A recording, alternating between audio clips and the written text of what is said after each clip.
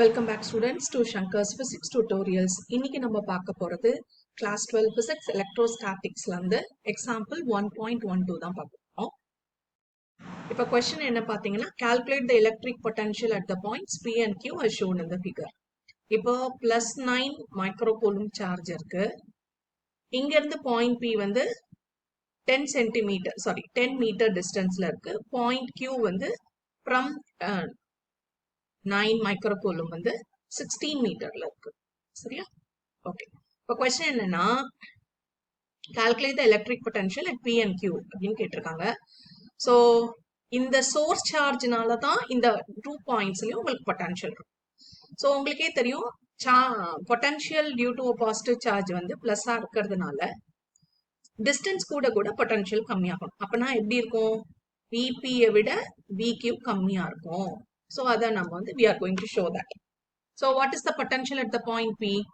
Potential at the point P வந்து 1/4 pi epsilon naught நம்ம consider பண்ணக்கூடிய charge divided by distance from that charge. ஓகேவா? இப்போ charge value எவ்வளவு 9 into 10 power minus 6. 1/4 pi epsilon naught over value 9 into 10 power 9 divided by distance எவ்வளவு 10 meters. Okay, so 9 9s are 81 into 10 raised to the power minus 6 plus 9 வந்து plus 3 வரும். இங்க ஒரு 10 இருக்கனால so plus 2 வரும். So 81 into 100 வரும். So உங்க புக்ல கொடுத்திருக்க ஆன்சர் 10 power 3 ல. So 10 power 3 னா நான் என்ன பண்ணுவோம்? multiplied by 10 divided by 10. ஓகேவா? இதெல்லாம் சிம்பிளிஃபை பண்ணதுக்கு அப்புறம் ஏன்னா நான் ஆன்சர் வந்து 10 power 3 ல எழுத போறேன். So 81 divided by 10 வந்து 8.1 into 10 power 3 volt. இதுதான் potential at P. What is the potential at Q? அதேதான் 9 into 10 power 9. Charge என்னது 9 microcoulomb divided by distance என்னது from 9 Qங்கிற distance வந்து 16 மீட்டருக்கு. So 60. So 9 9s are 81 divided by 16 into 10 power 3. Simplify பண்ணா எனக்கு 5.06 into 10 power 3 volt. So இங்க இருந்து நம்ம கம்பேர் பண்ணும்போது தெரியுது ஆப்வியஸா potential near the positive charge வந்து ஜாஸ்தியா இருக்கு when compared to potential at the distance Q 16 meter. So distance கூட கூட potential எனக்கு கம்மியா இருக்கு. சரி, இப்போ அடுத்தது என்ன question அப்படின்னா suppose the charge plus Q is replaced by minus Q, அப்போ potential என்னவா இருக்கும்? உங்களுக்கு magnitude எதுவுமே மாறாது, only sign மட்டும் மாறும். ஓகேவா? சோ அப்போ what is the potential at the point P? அப்படியே அதே வேல்யூ தான் வரும், minus 8.1 into 10 power 3 வரும். அதே மாதிரி potential at Q வந்து magnitude அதே தான், பட் சைன் மட்டும் minus 5.06 into 10 power 3. இப்போ நம்ம என்ன கண்டுபிடிக்க போறோம்னா சேஞ்ச் இன் த பொட்டன்ஷியல் கண்டுபிடிக்க போறோம் ரெண்டு கேஸ்லயுமே. ஸோ கேஸ் 1ல நான் சேஞ்ச் இன் பொட்டன்ஷியல் கண்டுபிடிக்கிறேன். So change in the potential என்ன? VP minus VQ.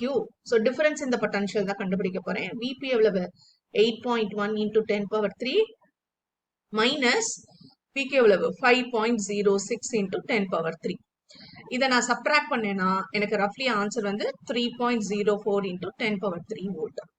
அதே மாதிரி இந்த ரெண்டுத்துக்கும் இந்த ரெண்டு பாயிண்ட்ஸ்க்குரிய potential due to a negative charge நான் கண்டுபிடிக்கணும். ஸோ அகெயின் நான் சப்ராக்ட் பண்றேன் VP minus VQ. அப்போ என்ன வரும் minus 8.1 into 10 power 3 minus of minus வந்து plus 5.06 into 10 power 3 அப்படின்னு எனக்கு வந்திருக்கு. So minus 8.1 plus 5.06 10 power 3 common subtract பண்ணா எனக்கு minus 3.04 into 10 power 3 volt. இதுதான் difference in the potential. இதுதான் அவங்க கொடுத்திருக்காங்க.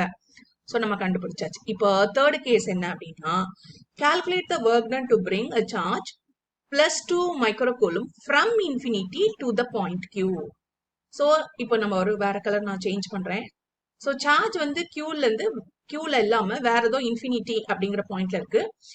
நான் வந்து 2 microcoulomb சார்ஜ் நான் மூவ் பண்ண போறேன். எங்க இருந்து இன்ஃபினிட்டில இருந்து to the point என்னது Qக்கு. இப்போ பிளஸ் 9 microcoulomb தான் சோர்ஸ் எனக்கு. இது வந்து டெஸ்ட், ரெண்டு சோர்ஸ் சார்ஜ் டெஸ்ட் சார்ஜ். அப்போ நான் என்ன பண்ணணும், இந்த சார்ஜ் சோர்ஸ் சார்ஜை நான் வந்து I should be holding it fixed. அந்த ஆரிஜின்ல நான் மூவ் பண்ணாத மாதிரி வச்சுக்கணும். அப்ப டெஸ்ட் சார்ஜோட மேக்னிடியூட் ரொம்ப கம்மியா இருக்கணும். ஸோ 9 கம்பேர் பண்ணும்போது 2 microcoulomb சின்னது. அப்போ நான் என்ன பண்ண போறேன்னா plus 9 microcoulomb fixed வச்சுட்டு ஆரிஜின்ல ஃபிக்ஸ் பண்ணிட்டு 2 microcoulomb I'm going to bring it from infinity to the point Q. அதுக்கப்புறம் அங்க இருந்து again infinity to the point P. நான் ரெண்டுமே கொண்டு வர போறேன். ஸோ அப்ப எனக்கு எலக்ட்ரிக் பொட்டன்ஷியல் தான் வேணும், right? So calculate the work done கேட்கறாங்க, சாரி work done கேட்கறாங்க. ஸோ work done ஃபார்முலா என்ன பார்க்கலாம். ஸோ அவங்க ஒர்க் டன் என்னன்னு கேட்கறாங்க. ஒர்க் டன் ஃபார்முலா என்னங்கிறது நமக்கு தெரியணும். So work ton is equal to, இது ஒரு செட்டு, எந்த சார்ஜை நம்ம மூவ் பண்றோம், மூவ் பண்ணக்கூடிய சார்ஜ் டைம்ஸ் எங்க இருந்து மூவ் பண்றோம், இன்ஃபினிட்டில இருந்து ஒரு பர்டிகுலர் பாயிண்ட். இப்ப கியூங்கிற பாயிண்ட்னா potential at Q minus potential at infinity. நமக்கு தெரியும் பொட்டன்ஷியல் அட் இன்ஃபினிட்டி 0. அப்ப என்ன ஆயிடும், ஒர்க் டன் ஃபார்முலா என்ன ஆயிடும், work done is charge that is moved times potential at the point. எங்க நான் மூவ் பண்ணணும், கியூங்கிற பாயிண்ட். இது ஒண்ணு. அல்லது பொட்டன்ஷியலோட டெஃபினிஷன் என்ன அப்படின்னு பாத்தீங்கன்னா due to some charge. So due to some charge கியூன்னு வச்சுக்கோமே, அதுதான் சோர்ஸ் சார்ஜ். சோர்ஸ் சார்ஜை வச்சுட்டு ரெஸ்ட்ல வச்சுட்டு நான் பொட்டன்ஷியல் அட் அ பாயிண்ட் நான் கண்டுபிடிக்கிறேன். அப்போ வந்து what is the work done அப்படின்னு பாத்தீங்கன்னா, work done by an external force. எதை மூவ் பண்ண போறேன், இந்த 2 microcoulomb சார்ஜை நான் மூவ் பண்ண போறேன். எங்க இருந்து, from the point infinity to the point Q. அப்படின்னா what is the work done அப்படின்னு கேட்கறாங்க. ஸோ பொட்டன்ஷியல் என்னது, it is nothing but work done by an external force. எந்த சார்ஜை, 2 microcoulomb சார்ஜை from infinity to a particular point நான் move பண்றதுக்கு எனக்கு என்ன வேணும், என்ன கிடைக்கும்னா எனக்கு பொட்டன்ஷியல் கிடைக்கும். So work done per unit charge வந்து எனக்கு பொட்டன்ஷியல் கிடைக்கும். ஸோ இதுல இருந்து W is equal to Q into V. So எந்த மெத்தட் வேணா யூஸ் பண்ணலாம். Both the methods are going to be valid. ரெண்டுமே ஒண்ணுதான். சரியா, நான் எந்த பாயிண்ட் கொண்டு வர போறேன், இந்த இடத்துல Qன்னு கொடுத்துருக்காங்க. ஸோ இதையே நம்ம வச்சுக்கலாம், இதையும் Qனே கன்சிடர் பண்ணிக்கலாம். ஸோ அப்ப என்ன வரும் உங்களுக்கு, work done is equal to the charge that is moved times potential at the respective point. So 2 microcoulomb 2 into 10 power minus 6 coulomb multiplied by the potential என்னது, எந்த பாயிண்ட்டுக்கு கொண்டு வரும், கியூங்கிற பாயிண்ட்டுக்கு. So potential at the point Q due to என்னது, source charge என்ன already கண்டுபிடிச்சிருக்கோம், எவ்வளவு 5.06 அதை போடுறோம். So 5.06 into 10 power 3 volt. So multiply பண்ணீங்கன்னா எனக்கு ஒர்க் டன் வந்து joule. So 10.12 into 10 power minus 6 plus 3 எவ்வளவு, minus 3 சாரி ஜூல்ஸ். ஓகே, நான் ஒர்க் டன் கண்டுபிடிக்கிறோம். இப்போ ஒர்க் டன் என்னது, ஒரு சோர்ஸ் சார்ஜ் இருக்கு, அதை சுத்தி எலக்ட்ரிக் ஃபீல்டு இருக்கு. எலக்ட்ரிக் ஃபீல்டு இருக்கிற இடத்துல பொட்டன்ஷியலும் இருக்க போகுது, கரெக்டா? இப்போ நான் என்ன பண்ண போறேன், இந்த எலக்ட்ரிக் ஃபீல்டுக்கு அகைன்ஸ்டா இன்னொரு சார்ஜ் கொண்டு வரேன்னா இது ஒரு யூனிட் பாசிட்டிவ் சார்ஜ், நமக்கு சோர்ஸ் சார்ஜ் ஒரு யூனிட் பாசிட்டிவ் சார்ஜ். அப்ப ரெண்டும் ரிப்பல்ஷன் இருக்கும்ல, ஒரு பாசிட்டிவ் இன்னொரு பாசிட்டிவும் ரிப்பல் ஆகும். ஆனா நான் அந்த ரிப்பல்ஷனை மீறி நான் கொஞ்சம் ஒர்க் பண்ண போறேன், எக்ஸ்டர்னல் ஃபோர்ஸ் பண்ணி இந்த யூனிட் பாசிட்டிவ் சார்ஜ் இன்ஃபினிட்டில இருந்து ஒரு பர்டிகுலர் பாயிண்ட்டுக்கு கொண்டு வரேன். So work ton per unit charge. அப்போ ஒர்க் டிவைடட் பை டைம், அதான் பெர் சார்ஜ்னு சொல்லுவோம், பெர் யூனிட் சார்ஜ்னு சொல்லுவோம். அது வந்து எனக்கு எலக்ட்ரிக் பொட்டன்ஷியல் அட் பாயிண்ட் கொடுக்குது. ஸோ எந்த பாயிண்ட், எனக்கு கியூங்கிற பாயிண்ட்ல எனக்கு பொட்டன்ஷியல் வேணும். அப்போ ஆல்ரெடி சோர்ஸ் சார்ஜ்னால அந்த இடத்துல ஒரு பொட்டன்ஷியல் இருக்கும். நான் இன்னொரு சார்ஜ் கொண்டு வரும்போது சார்ஜ் மல்டிப்ளைட் பை பொட்டன்ஷியல் எனக்கு ஒர்க் டன் கொடுத்துரும். ரொம்ப சிம்பிள்.